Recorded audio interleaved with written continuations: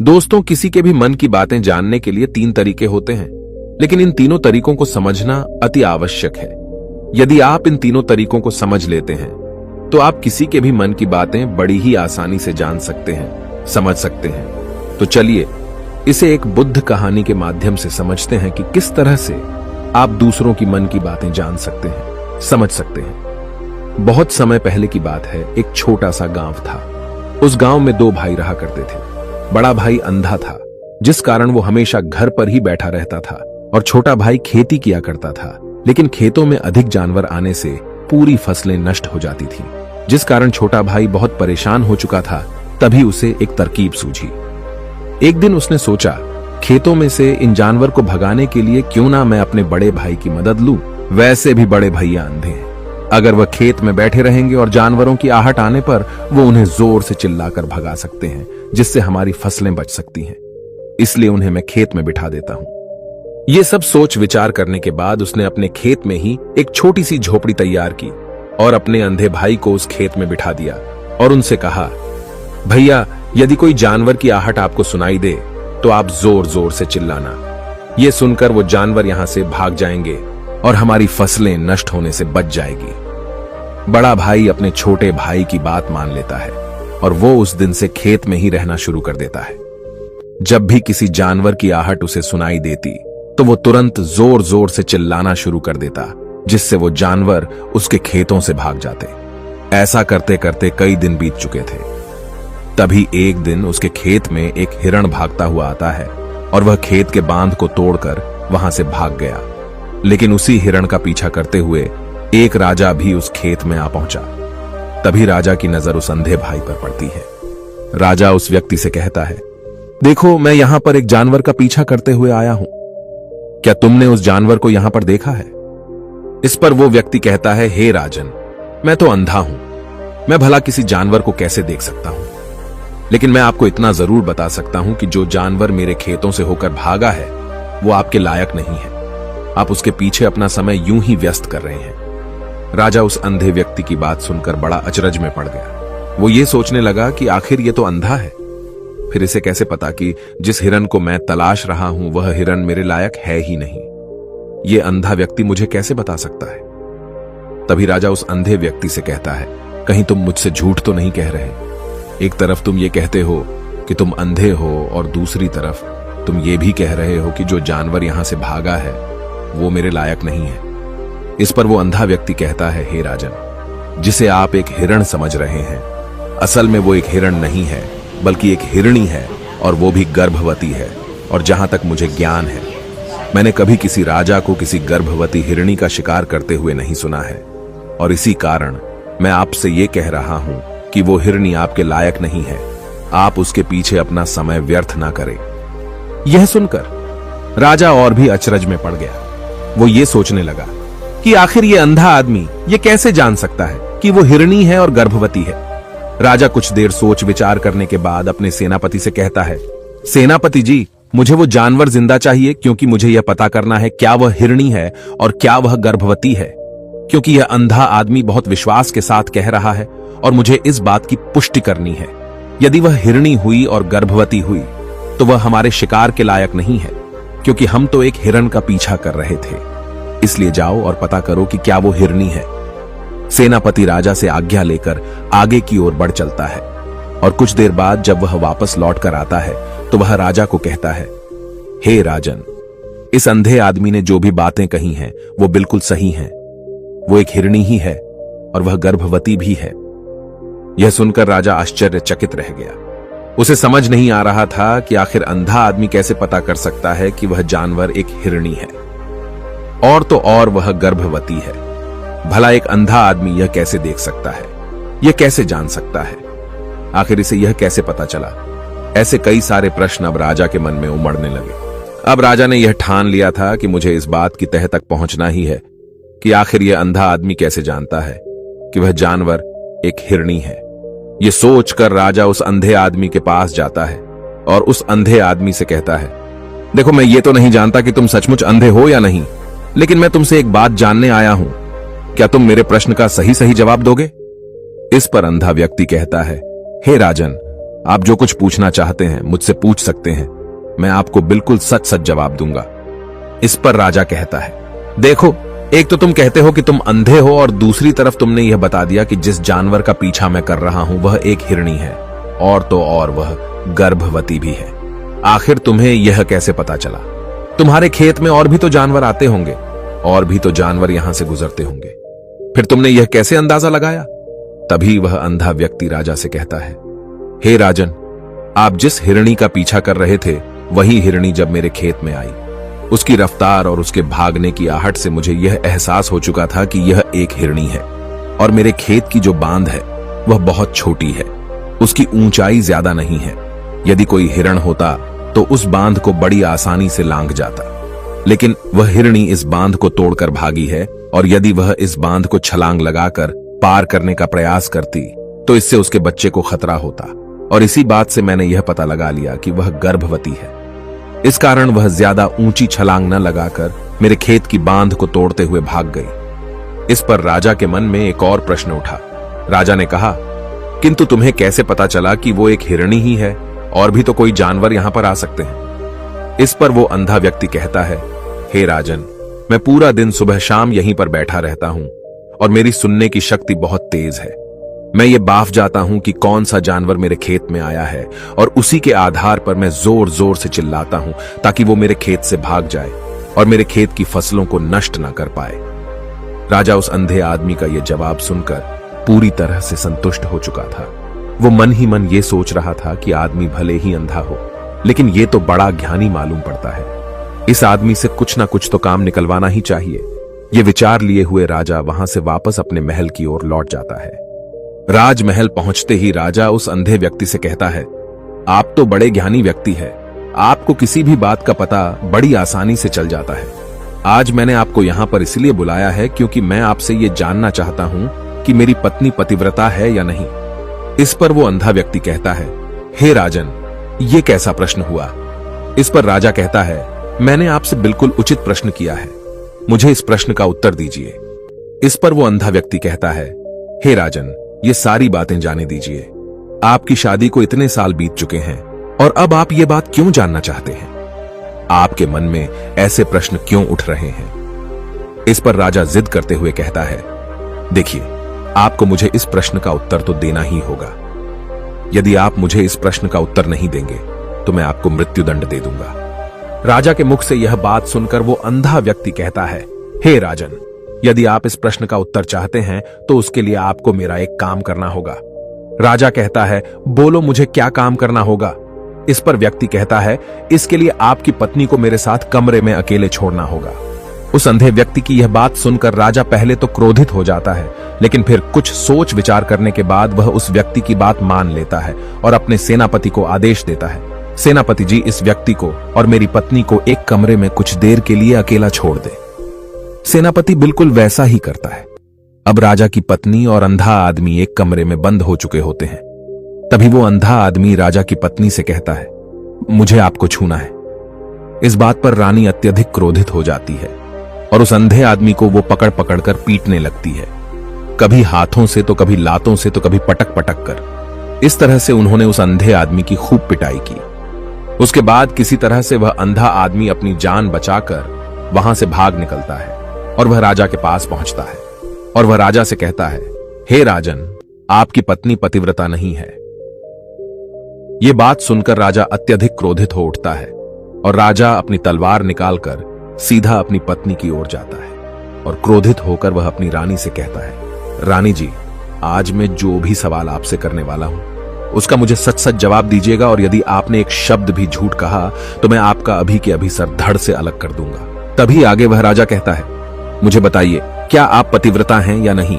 इस पर रानी कहती है, हे राजन, आप भले ही मुझे जान से मरवा दीजिए, लेकिन मैं पतिव्रता नहीं हूं।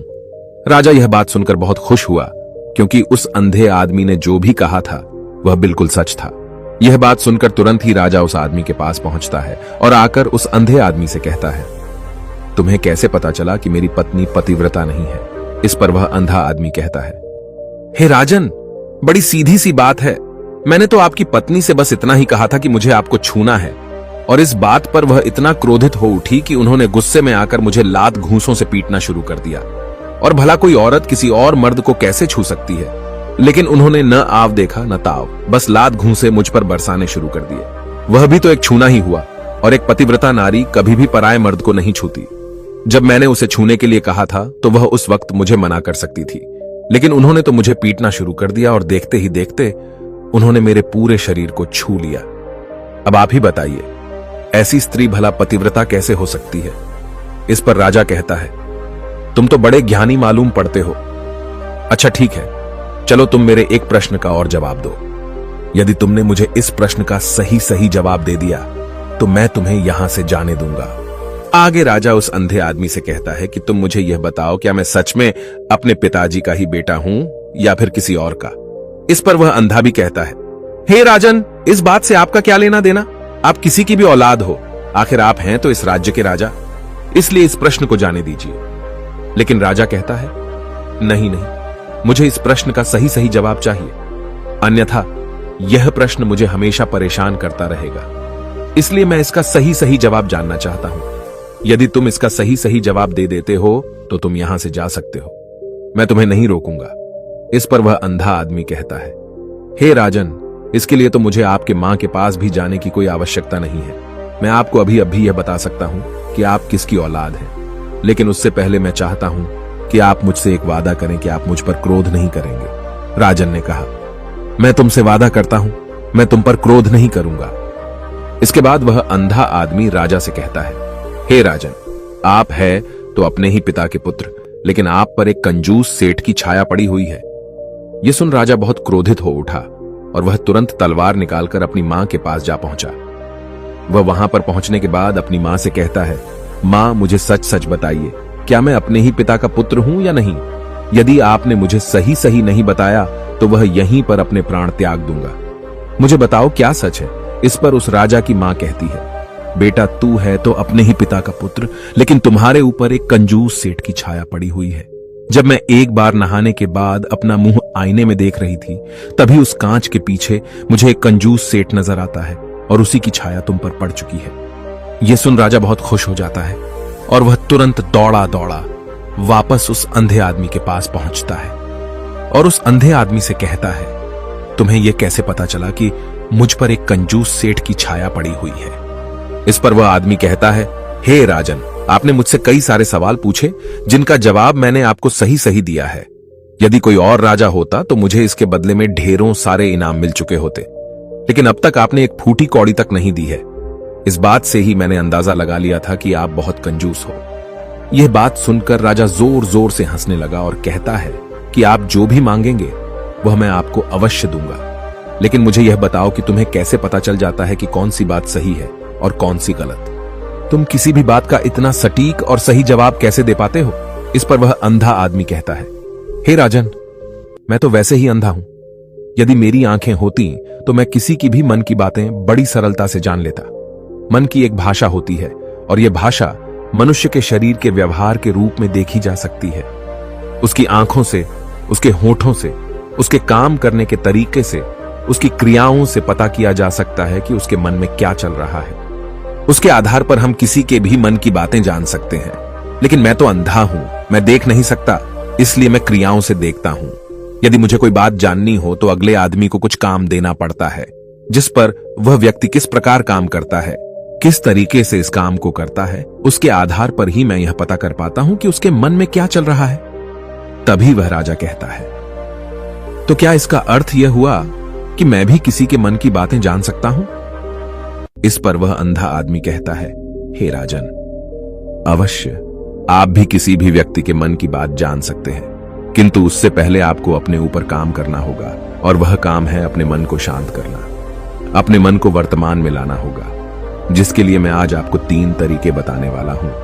और ये तीनों ही तरीके बड़े ही आसान और सरल हैं, किंतु हे राजन, उससे पहले आपको एक काम करना होगा, अपने मन को एकाग्र करना होगा। जब हम अपने मन को एकाग्र करते हैं, अपने मन को वर्तमान में लाते हैं, तो हम दूसरे के मन की बात जान सकते हैं, क्योंकि वह आदमी अभी भी अपने मन में वर्तमान में ही सोच रहा है, और हमें भी मन को वर्तमान में ही लाना होगा, तभी हम उसके मन की बातें जान सकते हैं। यदि हम अतीत में हुई घटनाओं के बारे में सोच रहे हैं, तो वह जो अगला आदमी वर्तमान में सोच रहा है, वर्तमान में अपने मन में बात कर रहा है, वह हम कैसे जान पाएंगे? क्योंकि हम तो अतीत की घटनाओं में डूबे हुए हैं। इसलिए किसी के भी मन की बात जानने के लिए सबसे पहले हमें हमारे मन को एकाग्र करना होगा, उसे वर्तमान में लाना होगा। आगे वह व्यक्ति राजा से कहता है, हे राजन, जो 3 तरीके मैं आपको बताने वाला हूं, इन 3 तरीकों से बड़ी आसानी से किसी के भी मन की बातें जान सकते हैं। उसके बाद वह अंधा आदमी राजा से कहता है, हे राजन, जो सबसे पहला तरीका है वह है आंखों पर ध्यान देना। किसी व्यक्ति से बात करते वक्त उसकी आंखों में देखना, उसकी आंखों पर ध्यान देना जो सबसे ज्यादा जरूरी है, क्योंकि आंखें बोलती नहीं पर बहुत कुछ कह जाती हैं। यदि हम किसी व्यक्ति की आंखों के इशारों को समझना सीख जाएं, हम यह जान पाएंगे कि व्यक्ति के दिमाग में क्या चल रहा है, वह क्या सोच रहा है और अभी वह क्या करने वाला है। मेरे पास आंखें नहीं हैं, लेकिन मैंने अपने गुरु से यह विद्या सीखी है, क्योंकि बहुत सालों पहले मेरे पास आंखें थीं और मैं उस वक्त लोगों के मन की बातें केवल उनकी आंखों से ही जान लेता था। इसलिए यदि आप भी दूसरों की मन की बातें जानना चाहते हैं, तो आपको भी उनकी आंखों पर गौर करना चाहिए, जैसे कि उनका आकार कैसा है, वह कब, कहां और किधर देख रहे हैं। यदि उसकी आंखें यहां वहां घूम रही हैं, जब आप उससे बातें कर रहे हैं, तो वहां वह इधर उधर मोड़ रहा है, कभी ऊपर तो कभी नीचे या कभी आसपास, या फिर उसकी आंखें खुश नजर आ रही हैं या फिर आंखें निराश नजर आ रही हैं, जैसे कि चोर होता है। उसकी आंखों में जब हम देखते हैं तो हमें यह पता चलता है कि अगले आदमी ने कोई गलती की है। ठीक उसी प्रकार जब हम किसी चालाक व्यक्ति की आंखों में देखते हैं, तो आपको पता चलेगा कि उसकी आंखों में एक भाषा होती है। एक बहुत ही सीधा और आसान तरीका होता है। यदि आपको यह पता लगाना है कि सामने वाला व्यक्ति आपसे झूठ कह रहा है या फिर सही, तो आपको उसकी आंखों पर ध्यान देना अति आवश्यक है। यदि आपसे बात करते वक्त वह व्यक्ति अपनी आंखें यहां वहां घुमा रहा है, ऊपर नीचे, इधर उधर, दाएं बाएं, हर जगह देख रहा है, तो इसका अर्थ यह हुआ कि वह उस बात से निकलने का कोई रास्ता ढूंढ रहा है, वो कोई झूठ बना रहा है। यदि सामने वाला व्यक्ति आपसे कुछ झूठ कहने का प्रयास कर रहा है, तो वह आपसे नजर नहीं मिलाएगा। वह यहां वहां देखेगा, ऊपर नीचे देखेगा, लेकिन वह आपकी आंखों में आंखें डालकर कभी नहीं देख पाएगा, क्योंकि उसे डर है कि यदि उसने आपकी आंखों में आंखें डालकर देखी तो उसका झूठ पकड़ा जाएगा और लोगों को सच्चाई का पता चल जाएगा। और इसी प्रकार कुछ और भी भाषाएं होती हैं। जब आप किसी की आंखों में आंखें डालकर यह देखना शुरू कर देंगे कि उसके हाव भाव क्या है, ठीक उसी प्रकार चेहरे के हाव भाव होते हैं, जिससे हम मन की बातें बड़ी आसानी से समझ सकते हैं और इन्हें भी समझना बहुत जरूरी है। कभी कभी कोई व्यक्ति अपने चेहरे से जैसे आंख, होंठ और बहुत से कुछ अलग अलग व्यवहार करता है। यदि आप किसी व्यक्ति के चेहरे में गौर करेंगे तो आप आसानी से समझ पाएंगे कि वह व्यक्ति निराश है, जब व्यक्ति बहुत उदास है, या फिर वह बहुत खुश है, या फिर उसे कोई बहुत बड़ा दुख है। वह अपने अंदर क्या महसूस कर रहा है, ये सारी बातें हम उसके चेहरे के हाव भाव से पता कर सकते हैं। फिर चाहे इंसान जुबान से कुछ बोले या ना बोले, लेकिन आप उसके चेहरे से सब कुछ पता कर सकते हैं। आगे व्यक्ति राजा से तीसरा तरीका बताते हुए कहता है, हे राजन, इसी प्रकार तीसरी भाषा भी है, अर्थात तीसरा तरीका भी है, और वह है हाथों के इशारे और शरीर का व्यवहार। मन की बात समझने के लिए हमें हाथ के इशारे और शरीर के व्यवहार को समझना बहुत आवश्यक है। कोई व्यक्ति जब बात करता है तो आपने देखा होगा कि वो अपने हाथों को हिलाता रहता है, अपने हाथों से इशारा करता रहता है। बातों के साथ साथ अपना शरीर का जो व्यवहार है, अर्थात बॉडी लैंग्वेज, उसका भी पूरा उपयोग करता है, जिससे हमें यह पता चल पाता है कि वह व्यक्ति हमारी बातों पर कितना ध्यान दे रहा है और उसके मन में क्या चल रहा है। शरीर के व्यवहार को देखने के लिए उसके हाथ मटकाने, शरीर मटकाने और चेहरे पर बार बार हाथ लाने, हाथों का एक दूसरे से मसलना, ऐसी बहुत सी क्रियाएं होती हैं, उस पर हमें ध्यान देना अति आवश्यक है। मन की बात को समझने के लिए हमें शरीर के व्यवहार को भी समझना पड़ता है।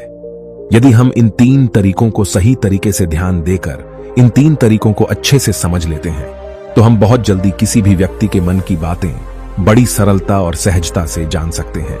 इसलिए यदि आपको किसी के मन की बातें जानी है, तो आपको उसकी आंखों पर, उसके चेहरे पर, उसके शरीर के हाव भाव को और उसके हाथों को ध्यानपूर्वक देखना और समझना होगा, जिससे आप यह समझ पाएंगे कि आखिरकार उसके मन में क्या चल रहा है और वह क्या सोच रहा है। लेकिन उनसे पहले आपको अपने मन को एकाग्र करना होगा, शांत करना होगा और अपने मन को वर्तमान में लाना होगा। तभी आप उस व्यक्ति की इन सभी क्रियाओं पर ध्यान दे पाएंगे, उन्हें समझ पाएंगे। अन्यथा आप यदि अतीत की घटनाओं में व्यस्त हैं, भविष्य की योजनाओं में व्यस्त हैं, तो आप उस व्यक्ति के हाव भाव पर कभी ध्यान ही नहीं पाएंगे और न ही आप कभी यह समझ पाएंगे कि आखिर उस व्यक्ति के मन में क्या चल रहा है, वह क्या सोच रहा है। आपने देखा होगा कि ऐसे कई बड़े संत महात्मा हैं जो बड़ी ही शांति से आपको देखते हैं और आपको देखकर ही ये बता देते हैं कि आपके मन में क्या चल रहा है, आप उनसे क्या जानने आए हैं। और इसका सबसे बड़ा प्रमुख कारण यही है कि वह आपको पढ़ सकते हैं, आपको समझ सकते हैं, आपकी मन की बातें जान सकते हैं, क्योंकि उनका मन एकाग्र है, शांत है। और यही कारण है कि वह आपके मन की बातें बड़ी सरलता से समझ जाते हैं। यदि आपने अब तक पूरी कहानी को सुना है तो मैं आपसे एक छोटा सा अनुरोध करना चाहता हूं। कृपया इस चैनल को सब्सक्राइब करें ताकि मैं आपके लिए और भी ऐसी ही ज्ञान से भरपूर कहानियां लेकर आ सकूं। नमो बुद्धाय। मिलते हैं एक नई कहानी के साथ अगली वीडियो में।